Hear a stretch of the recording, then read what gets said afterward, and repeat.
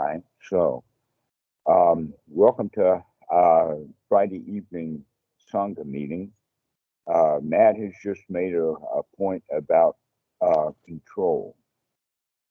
And Matt, one of the things that's really clear in the suttas is for each individual one through the practice of anapanasati and the Eightfold Noble Method is to take control of your life to come out of dukkha into uh, sukha, into a state where there is no dukkha.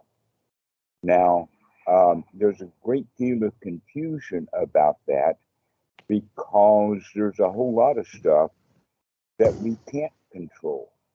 And that the remarkable part is that it's actually quite easy to tell the difference with a kind of a rule of thumb. And that, as mentioned earlier, there is the AA prayer that basically says, and I think that it predates AA. I think that AA kind of picked it up. It's old wisdom. And that it said in Christian terms, of God grant me. But perhaps a better way of introducing it would be, may I or shall I instead. But God grant me the serenity to change, to accept the things that I cannot change, and the courage to change the things that I can change, and the wisdom to know the difference. So there's a really big point about that wisdom, and we've got a rule of thumb that is actually specified quite specifically over and over and over again. It's repeated in Sutta number 10. And that is that there are internal things that we can control and external things that we can't control. That normally the things on the outside world, there's a whole lot of people trying to control it. And the more people who are trying to control something, the less likely that any one individual there is actually going to be able to control it. That what you've got is a ball instead. Or a better word for it, just more exact, is politics or religion. Okay. And those are the things that are on the outside that we can't control, especially in the society. I don't think that it would be appropriate to say, God grant me the courage to go kill Donald Trump. I don't think that that's what this is all about at all. I don't think that we're going to learn to control very much by going out that way. In fact, we'll find out that we have less and less control over our lives when we go and do things that are downright harmful. And so this is another way that we can look at it is that if we are actually intentionally with, let us say ignorantly, but still intentionally doing things that cause harm, then that's it. We need to learn to control things in a way that we're not causing harm. And that the way to do that is by gaining some control over one's own mind so that we can recognize that dukkha is actually wanting something that I don't have. And dukkha is continuing to go out and trying to get it when I don't have it. And then the more I work for getting what I don't have in order to get it, ignorantly thinking that I'm going to feel better if I get what I want. And this is the way that the whole society is working. If we can wake up to the point that suffering comes from wanting something that we don't have, rather than the object itself. Oh, it's the object that I want. Let me say it's a new baseball, or maybe a new car, or maybe a new girlfriend, or maybe a new house, or whatever it is that I'm wanting. If I think that that item is going to make me feel better, then that's ignorance. And guess what? The easy way to figure that out is because that ball or that car or that house or that girlfriend are outside. They're not inside.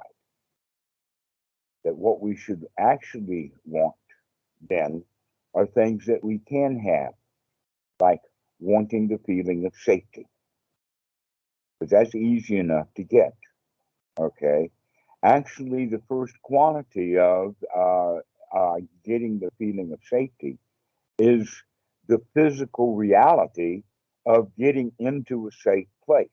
I do not recommend people practicing meditation on the freeway.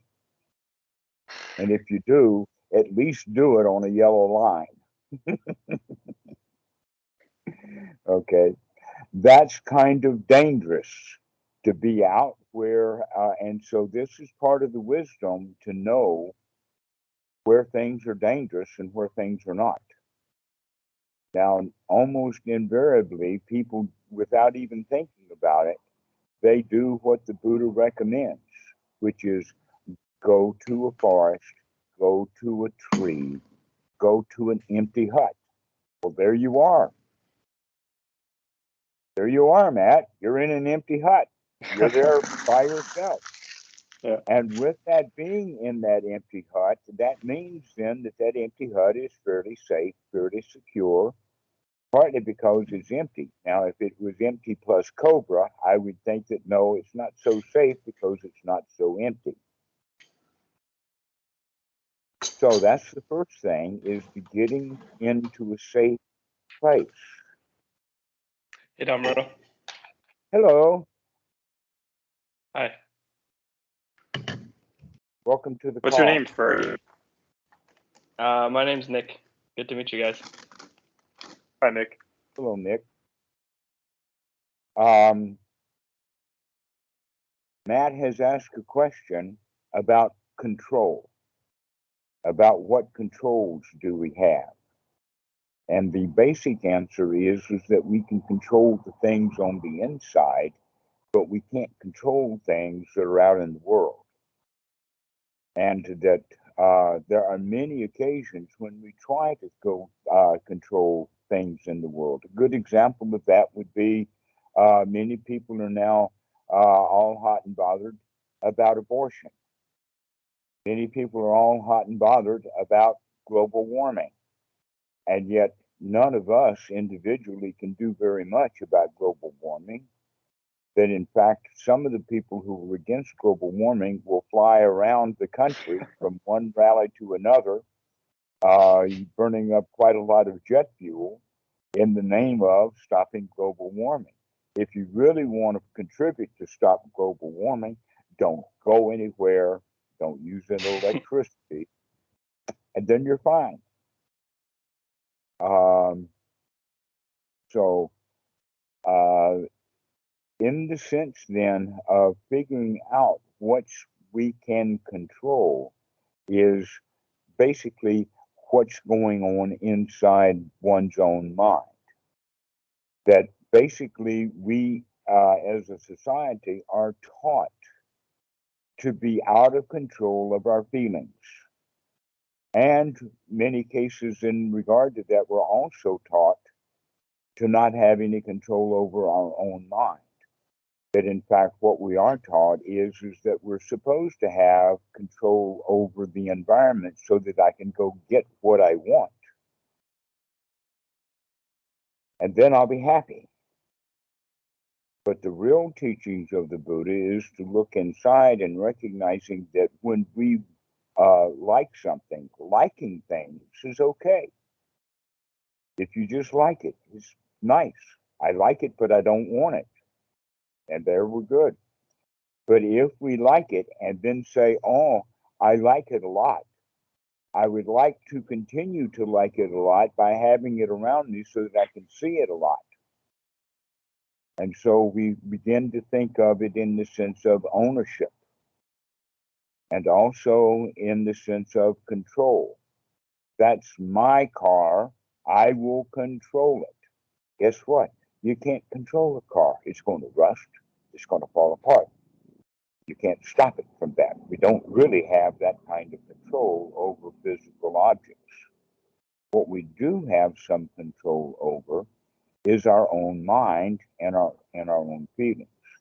Now, how we are taught that we don't have control over our feelings is because our feelings are generally manipulated.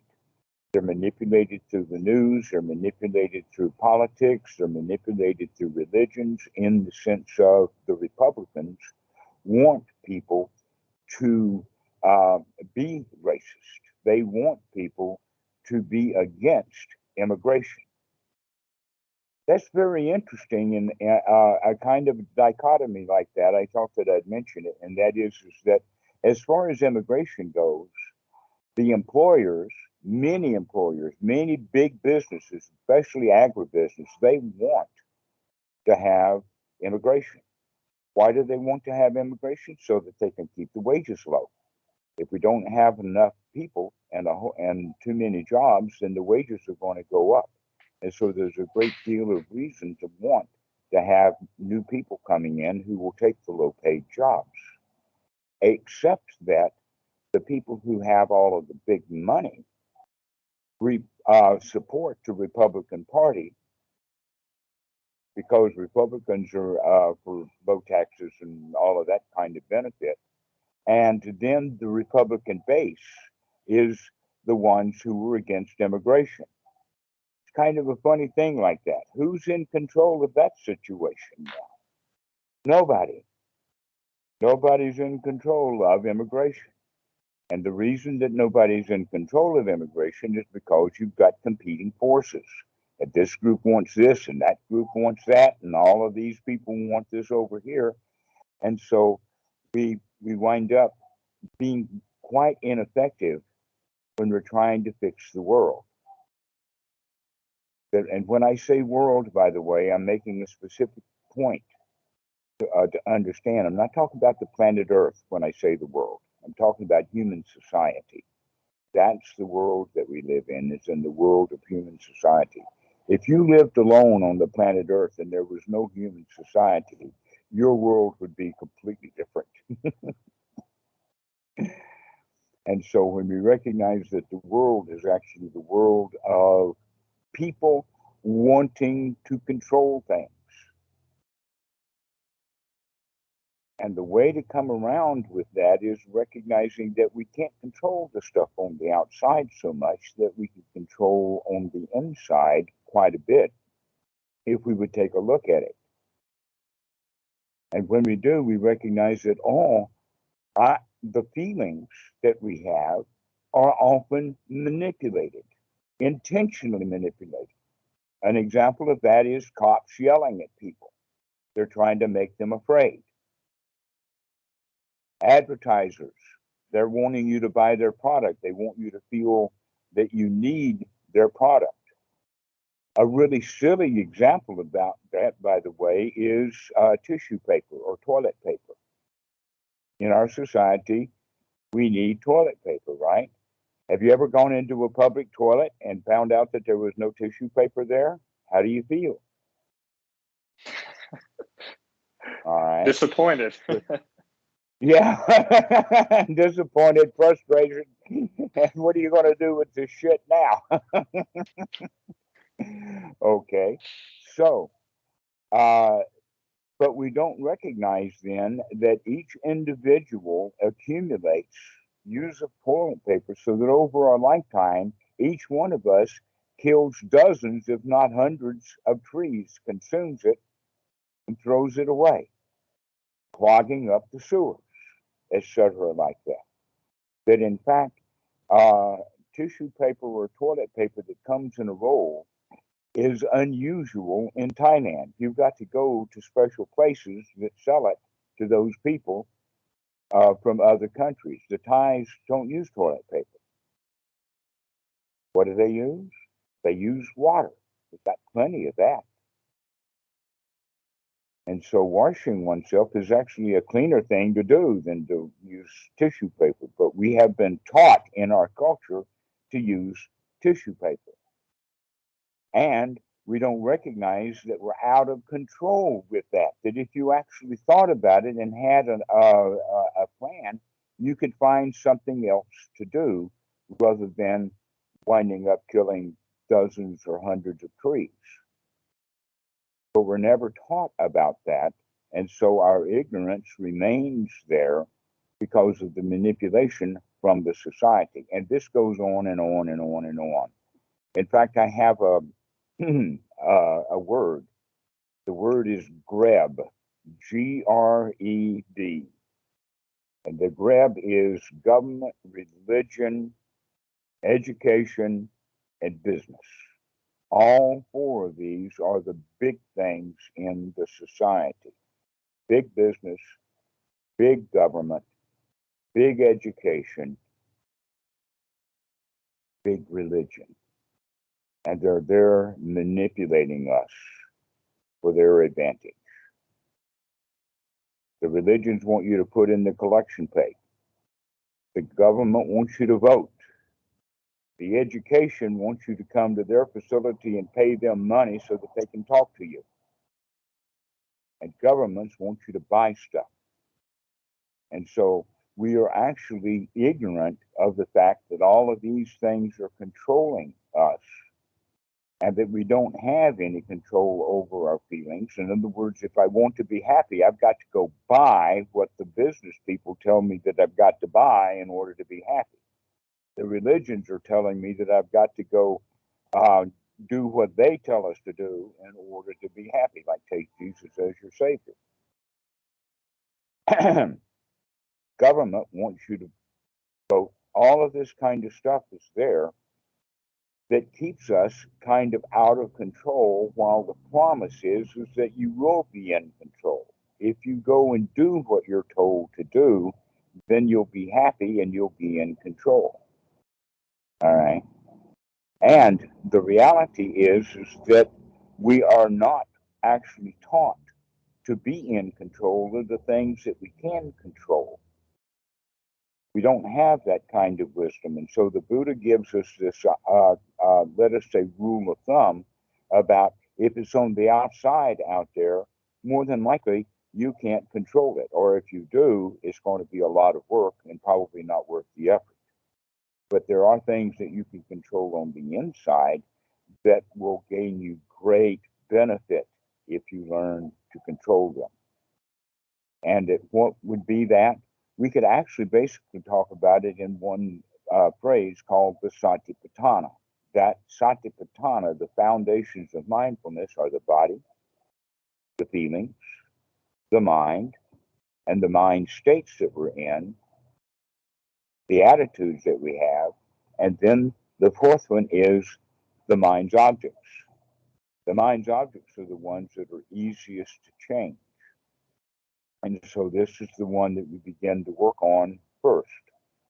And it's surprised that in Western meditation, in Western Buddhism, they don't teach to begin to start to make changes.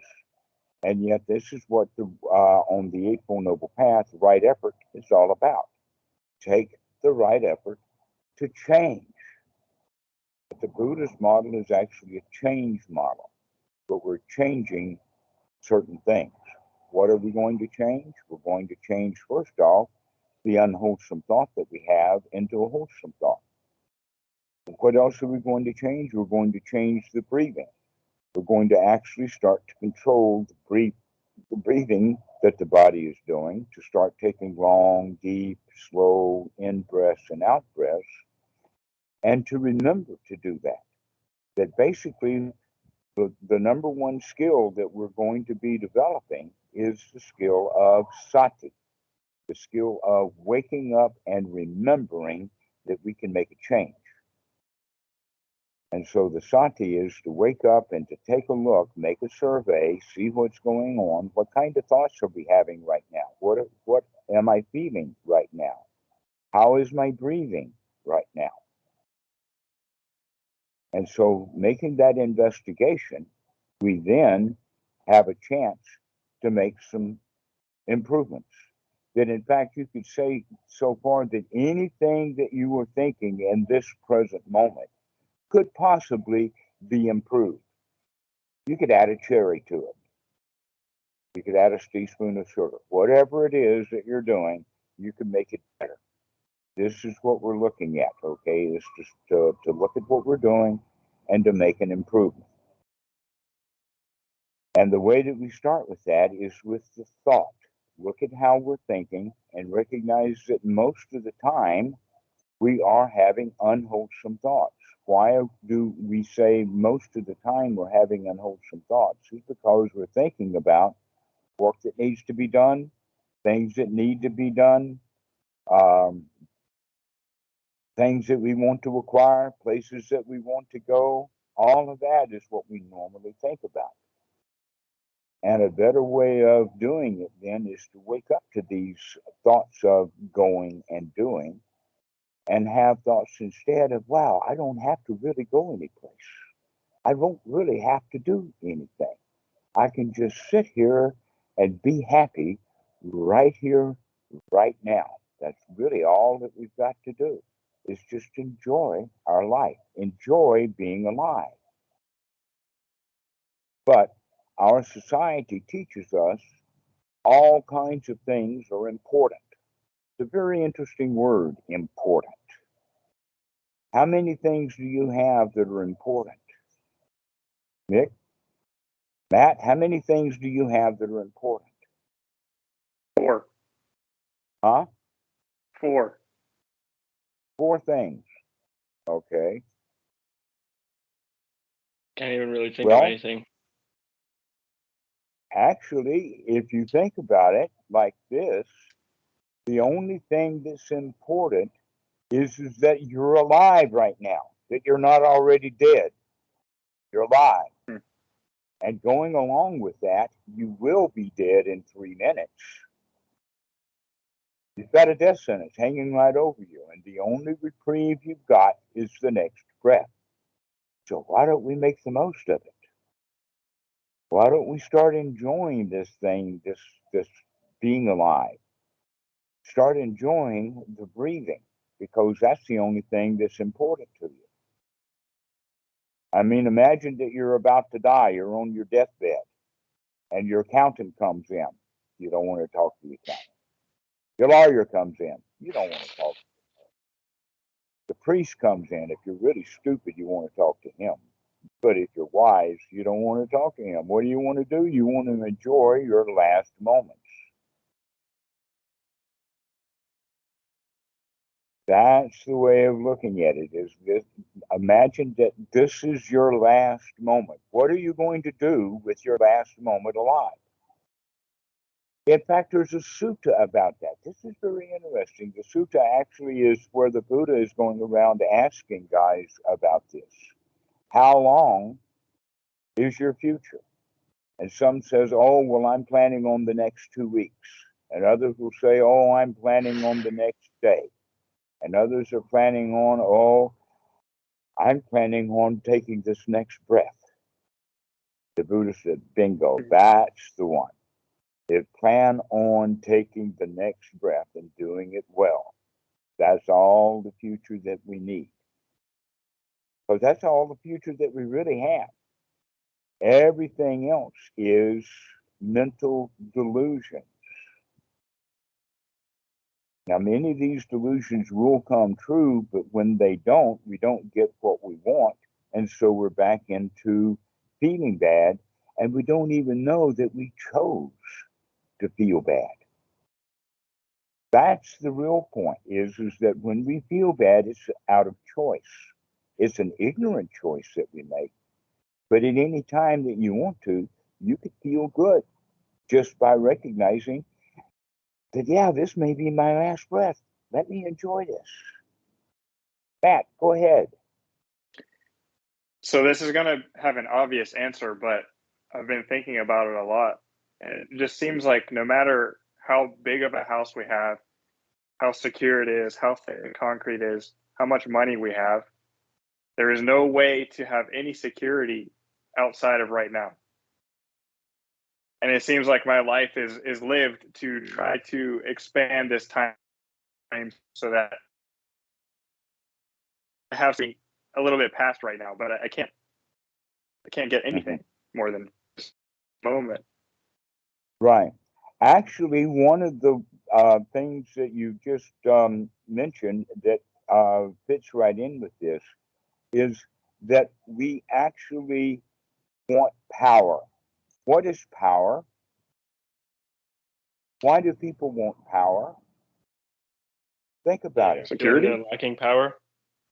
Right. We want power in order to feel safe.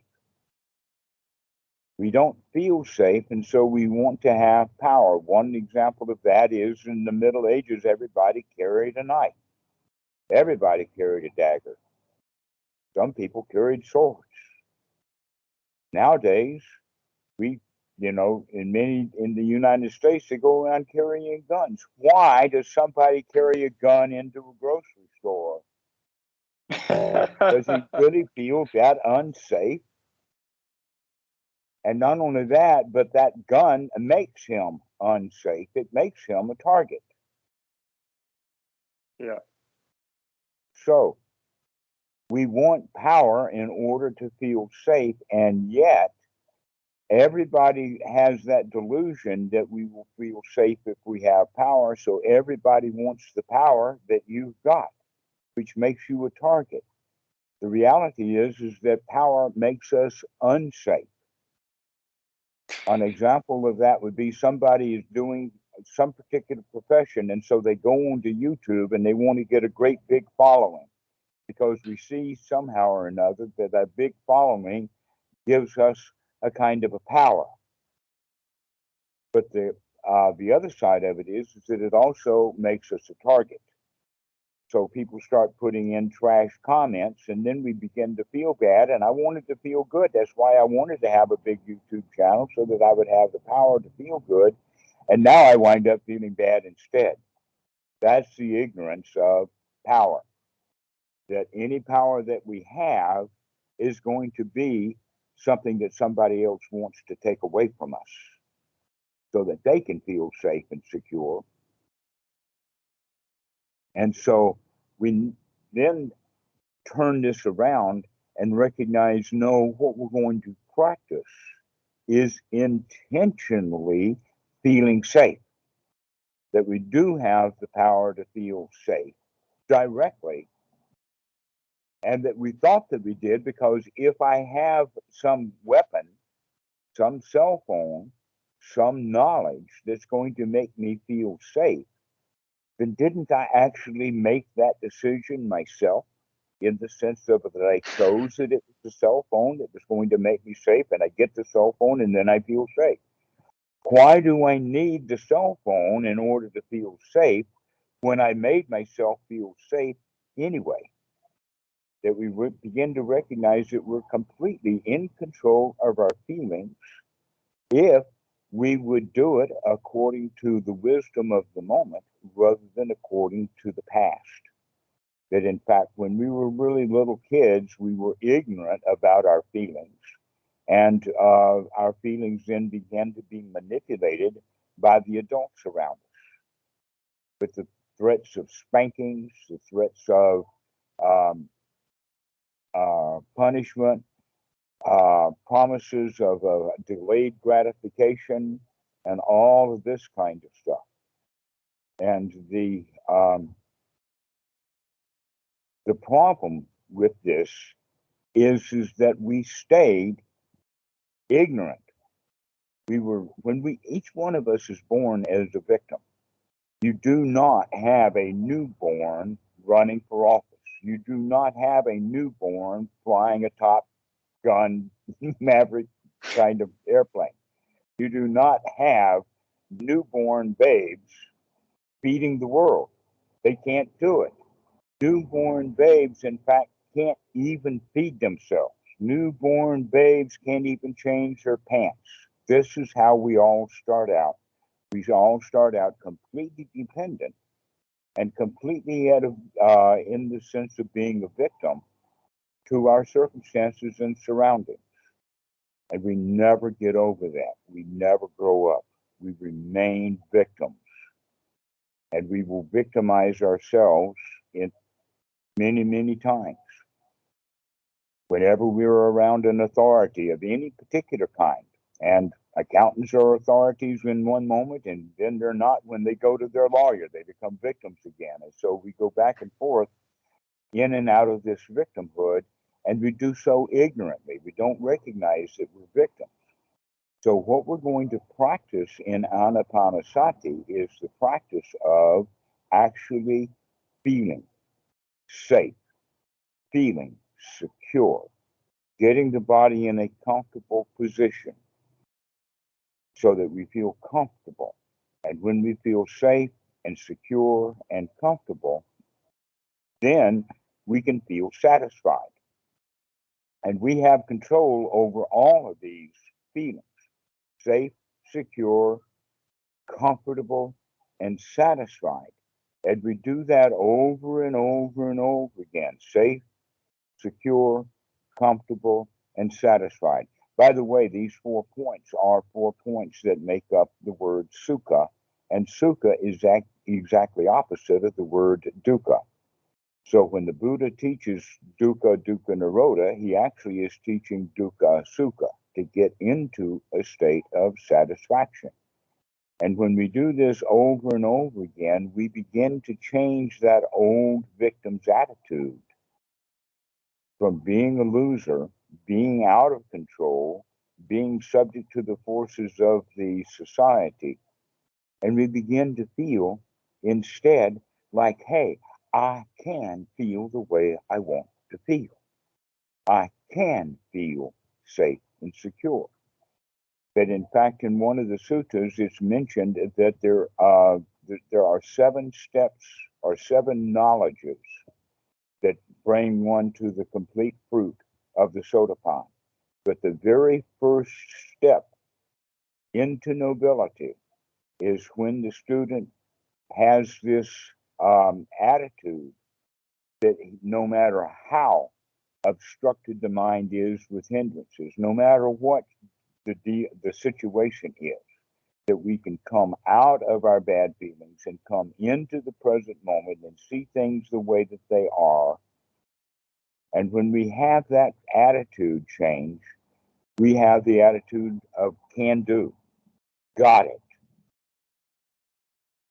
You're the master of your life now, at least in this moment, because you can control your feelings and you know that you can control your feelings. The Buddha calls this the first knowledge that is noble. This is the first step on the path, is to gain this attitude that you can change and that you do change and that you have control over this change and that you are the winner here. You've got the control. You're it. This is not only noble, but it is supramundane in the sense of above the world. We're above the world. When we are victims, we're in the world. In fact, we're buried in the world. But when we come to the top of our own game, we become the champions, then we're on top of the world. It's also a factor of the path. This is the teachings of the Buddha. And the next point about it is that this is not held by ordinary people. Ordinary people remain victims. Ordinary people do not take control of their own lives. Ordinary people do not have the ability to clean out their mind, to clean out their feelings, and to come happily into the present moment. So this is a set of skills that we're developing. And they all come back under the issue of control. Can you control your thoughts so that you don't have to be angry at someone? You can say, oh, well, I can get over that. That in fact, when we are angry, anger is a very interesting thing. Anger is almost always a cover-up for fear. That we get angry when we think that we've lost something or we're about to lose something. That we've been infringed, encroached, something it's gone wrong, and we don't like it because it makes us feel insecure. So rather than getting angry, we can in fact review what's going on. Maybe I didn't need it anyway. If that guy, for instance, that I loaned $1,000 to, and I recognize he's not going to pay me back, then the better thing to do is just to forgive the debt. If I forgive him of his debt, then he will, in fact, be very happy and friendly. He sees that as a really nice gesture for you to forgive his debt. But if you hold his debt, and or even, you don't even have to mention it, your very presence will remind him that he owes you that $1,000, and so he will avoid you. And if you forgive that debt, he will then be very happy that you've forgiven your debt. In fact, this is one of the ways of understanding that you have a great deal of control over other people's feelings simply because they don't know that they're actually capable of controlling their own feelings. It would be quite easy for someone who that I owed money to still be happy with them. Of course, I would want to pay the debt because I want to make them happy. That the Buddha highly recommends don't be in debt, to come out of debt. Why? Because that's something to worry about. So we can, in fact, come out of worry about money by not being indebted to somebody. So this is one of the ways that we can say, just like I was talking about, in order to feel safe and secure, you've got to get into safe and secure environment, like the empty hut. Debt is the same way. That is that it's a dangerous place to be in, and we all know it, and we don't like being in debt. And so paying off our debts will then help us to feel better because we know that that's the situation and that we have some control over it. So coming out of debt, stop doing the things that we were told to do that we don't like to do long enough to get our mind back into a good state so that we can do what needs to be done with a mind that's in a good state. But we don't do that normally, where we go ahead and do what we're told to do and not like it. And the better way of doing it is getting yourself, okay, so never mind about what's got to be done. I'm going to get my mind in a really good state. And now that my mind is in a really good state, I don't mind doing that so much. So this is the way of learning how to control one's life, is by learning first to control these thoughts. The first thought to learn to control are the unwholesome thoughts, to come out of unwholesome thoughts, like this is bad, that's bad, I don't like this, I don't like that, this needs to be done, and come into the kind of thoughts of, right now I don't have to do anything. Right now there's no place to go. Right now I can take a deep breath and just relax. Right now I can think about being safe. Right now I can think about being secure. And by thinking about being safe and secure and comfortable, I begin to feel safe and secure and comfortable. And when I begin to feel and think, if I begin to think like that I am really, really satisfied and I am successful at feeling satisfied, then we can really begin to control our world, because that's the way that we would want to feel. Here's something really interesting. How many times do you go around feeling the way that you would feel because that's the way that you have been feeling out of habit, as opposed to consciously remembering that you can feel the way you want to feel? And if you could feel the way that you would want to feel, how would you feel? Would you, if you wanted to feel a certain way, would you intentionally feel safe, secure, comfortable, satisfied, and successful? Or would you choose to feel uptight, afraid, in danger, uncomfortable, dissatisfied? Well, why is it then that we keep going back to those feelings of being unsafe, unsecure, uncomfortable, and unsatisfied? when we can practice feeling safe, secure, comfortable, satisfied. But we need to practice this over and over and over again. Then, in fact, I just got a message from one of the old students who was saying that he had gotten so much from the Dhamma that he had stopped the practice. And then he went back and he actually practiced doing this, and he recognized what enormous benefit this is.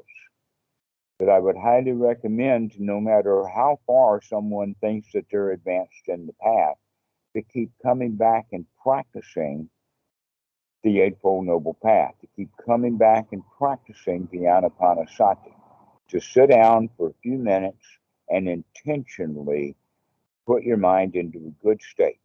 Intentionally throw the unwholesome thoughts out. Intentionally start talking about how good we feel. Intentionally bringing the mind back into that position of feeling like a champion, like the one who's got it. Your life is magnificent right now. And so we need to continue to practice this, even though we think that we've gotten great benefit out of it. And then something will happen, a vacation, we get sick, the boss changes his girlfriend, all kinds of things. And for some reason, then we just kind of stop practicing. But it's a really good idea to remember to come back and keep practicing every day, just a little while, to get ourselves back into that peak state of feeling the way that we want to feel. To take that control at least once a day, take control of your life. Knowing that much of the day we're going around doing what society expects us to do, and in that regard, we're not in control. We're doing what we're told to do. The Buddha talks about that in a very interesting way. In paticcasamuppāda, in the later stages, after the clinging comes, we are then reborn in what is called a woeful state. And that there are four woeful states. The state of hell. And a state of hell would be like desperately trying to get out of something. And we manifest this in the state of anxiety, panic attacks, anger, frustration. And then there's the next one, which is the hungry ghost, the preta. And that hungry ghost is someone who wants something that they don't have. And so they keep wanting it and wanting it and wanting it and wanting it, or wanting this and then wanting that and then wanting something else. And they go around constantly being dissatisfied. The picture of the hungry ghost is, by the way, very much like a balloon that's all blown up, or a pot that's got a very, very small lid or small hole in the opening. So that when we want to fill the pot, we can't fill it up, just fill it up, because the hole is too small. And so stuff just kind of gets in a very small way, and it's never satisfying. And we get our minds into the state of not ever getting satisfied. We keep wanting and wanting and wanting and wanting. And if we recognize that we can, in fact, be satisfied, even if we don't get what we want, that we can change that wanting into liking. But the third one of the woeful states is the one that I wanted to mention, and that is the animal world. Now, the animal world, we normally, Westerners will think of being reborn as an animal as like being reborn as a mosquito or a worm or something like that. But what the Buddha was actually talking about was domesticated animals, draft animals, animals that are put to work, donkeys that you ride on. If you were a donkey, would you like people riding on you? No, you don't have any choice about it. That's the whole point about being a dumb animal, is we have to do what we're told to do, and we are naturally going to resent it. So doing what we're told to do and not liking it is the state of mind that many Westerners are in. That's our favorite woeful state, is the state of doing something that we're told to do. And the funny part about it is that it's often our parents in childhood that are telling us what to do now, and we remember those things and we repeat them. We've got a script that we play of how things are supposed to be. Buddha calls this Sila-bhata paramasa. The psychologists call it the superego or the parent ego state. So when people saying, well, I do what I want to do, nobody's telling me, oh, yes, you are going around telling yourself what to do a lot. And then you resent it. Like you got to get up and go to work today. You don't really want to get up and go to work today, but you're told that you've got to get up and work today. And you're given lies like if you don't work, you don't eat. And yet there are millions and millions and millions and millions of people upon the face of the earth that eat and they don't work. There's an awful lot of people, probably even more, that do work really hard and they don't eat, not well. And so this old adage, if you don't work, you don't eat, is one of the lies that we've been told in order to control us so that we become dumb animals, doing what we're told to do, not getting the benefits of the rewards that we were expecting. And so one of the things that we do have control over is at least not going into that mind state of being the dumb animal, that we can choose to do what we're going to do happily, our choice. I can get up and go to work today, but the attitude about getting up and going to work today is my attitude, and I have control over that. So I can go to work today, zippity-doo-dah, zippity-yay, my oh my, what a wonderful day. Or we can go to work with, oh shit, what's the boss going to do today? You know? And we have complete control over those kinds of thoughts, that we don't have to be that dumb animal. We can be enthusiastic about our life. But we have to practice that because we have been practicing doing what we're told to do and resent it. We're quite excellent at doing what we're told to do and resent it. It's an old habit that we don't even recognize that we chose to resent it. We chose to resent it when we were little kids. That's how, I mean, we're really stupid when we're little kids. And so we grow up in that stupid thing of doing what we're told to do and hating it, resenting it. It can be many different things. An example of that is getting a visa. How about going to the DMV?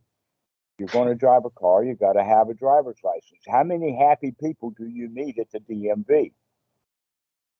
Why is everybody so miserable at the DMV? Why? Because they're in the habit of doing what they're told to do, so they do it, but they resent it. They don't like it. But if you are at the DMZ, can you remember to wake up and recognize you've got control over how you feel, even though you're going through the duties of the DMV? You can still feel the way you want to feel. Your choice. This is where we have real control. We may not have any control over whether we've got a driver's license or not, because in many cases we've chosen to live a lifestyle that we live, that we have a driver's license. I've got one too. To be honest with you, it expired in 2010, but it's still a driver's license.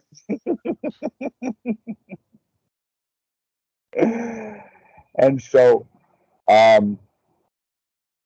this is the whole idea then that we're discussing is that much of the teachings of the Buddha have to do with controlling how we think and how we feel, controlling the body, controlling the breath, and we do that in this present moment.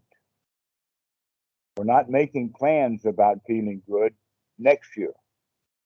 Or maybe when I do this, that, and the other thing and put in 10,000 meditation hours, then I'll be enlightened. Then I'll be happy. That's the way that we apply that Western mentality of delayed gratification. And so here we have people coming into meditation classes with the concept of delayed gratification. Oh, I'm not supposed to feel good now. I just started meditation. I'm supposed to feel like I've always felt. And I'll have to delay my enlightenment for another 20 years or so. Got to be an old man or something before you can feel good. And so the real practice then is in this moment when we first sit down. That's the time to start working on getting the mind in a really, really good state. This is one of the reasons, by the way, is why I recommend, instead of practicing for a long time, many people, many places, they recommend to sit for an hour or to sit for 45 minutes. And yet the human attention span is not that long. Our attention span is normally about 20 minutes. And so what we should do is within that 20-minute time frame, practice and get some success right away. That in fact, if we want to sit for an hour, let's do that 3 or 4 times during the day. 15 minutes, 4 times is a much better practice than 1 hour, because we're going to get tired, we're going to get frustrated, we're going to forget about the breathing, the mind's going to get dull, and then we have all kinds of dreams and imaginations and whatnot that some people call past life experiences or meditation experiences, and then think that these experiences have some value. The real value is when you learn to control your mind so that you can feel the way that you want to feel, and then you don't have to go having these mystical experiences or getting these magical powers or whatever that people are wanting and don't have. That's the problem is that we want things that we don't have, and that we see that in the world. And so we say, oh, I'm going to go do that same thing in meditation. I'm going to go practice trying to get something that I don't have. The real practice of anapanasati is to go get what you want right now, based upon what you can control. And what you can control is your mind. What you can control is your breathing.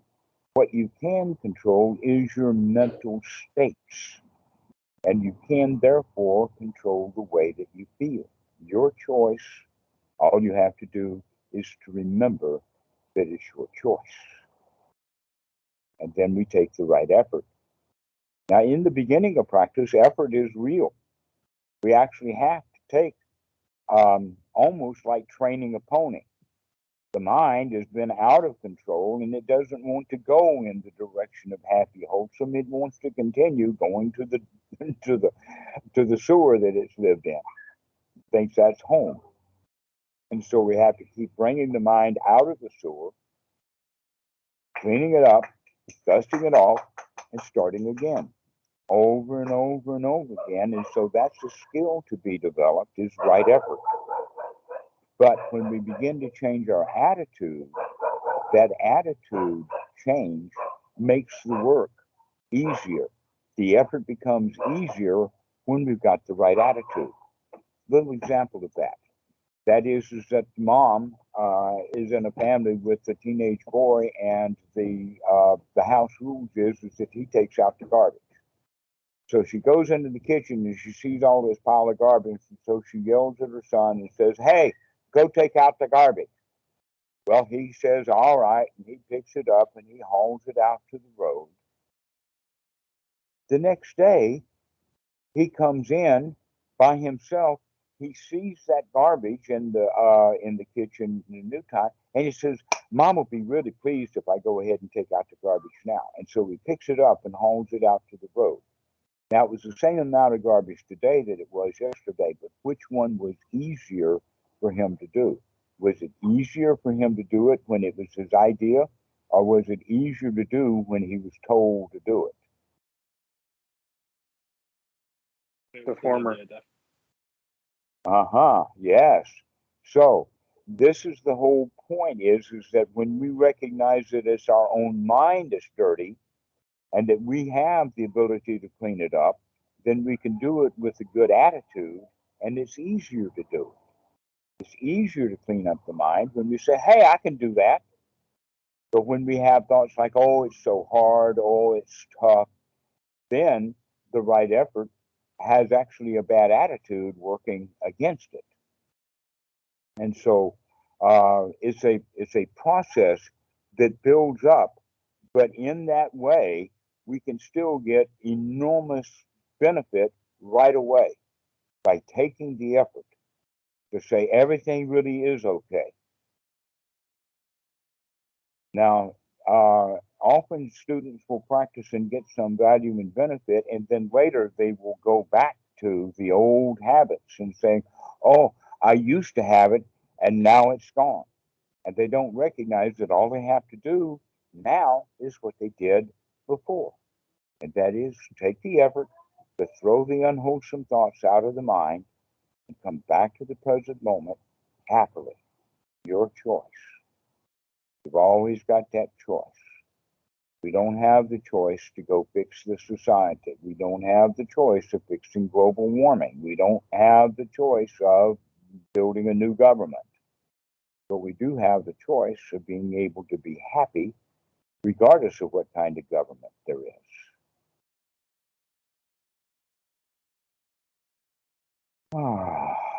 It's all up to you. Your choice. But you can do it on the inside, and we don't have a lot of choice of doing it on the outside. Build pyramids, build railroads, but we don't know how to build society, because the society that we live in, no one really enjoys. Everybody wants to fix the society. Right? Guess what? Nobody can fix the society because there's 7 billion people trying to fix it, each in his own way. Can you imagine an alarm clock that needed to be fixed and you've got it at 3 different jewelers at the same time? Or the idea of too many chefs spoil the pot. There's too many chefs in the kitchen, and they wind up arguing rather than fixing food. So that's the problem with society is that people are arguing way too much about what needs to be done and nothing ever gets done. So that's what we can't change. Let's have the wisdom to recognize we can't go change and fix society. Maybe we can help cheer up one friend. That's what we can do. But we can only cheer up one friend at a time if we already have cheered up the first friend, the you in there. That's the one that needs to be cheered up. And that you can do. So, Matt, does this answer your question? Yes. Do we have anything else to say? Miguel, do you have any comments?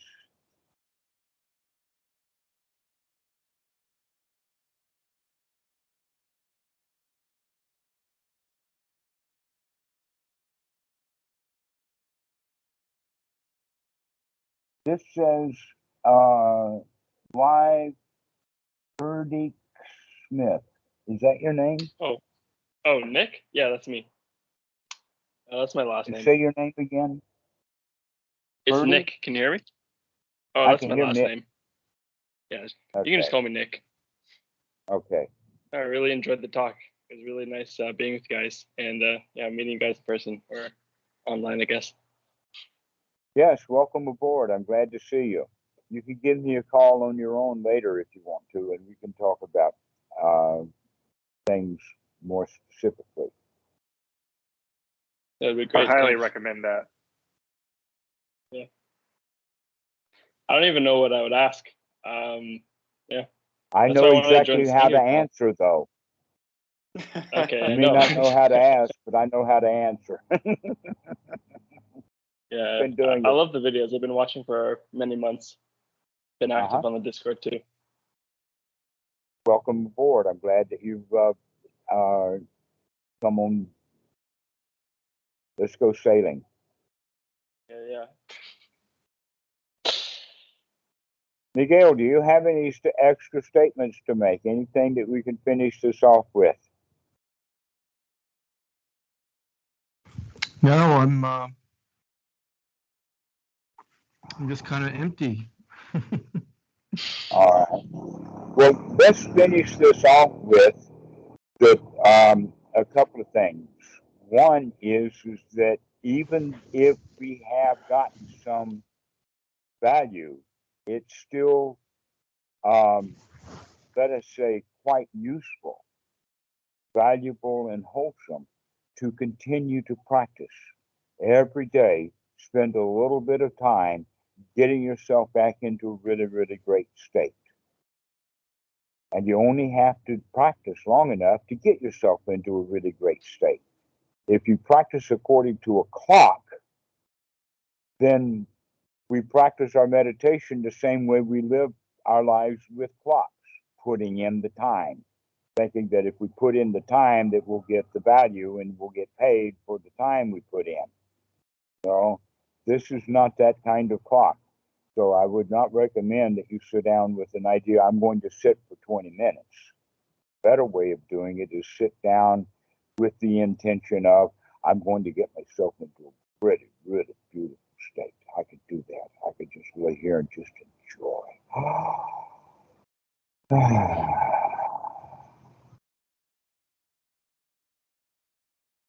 All right, guys. Well, thank you so much. I really enjoyed talking to you. It was really fun. All right, thanks, guys. Dhammarato. All right. Well, Thanks, we'll Dhammarato. see you guys soon. Yes. We'll see you later. Bye, Miguel. All right. Bye, guys. Bye, guys.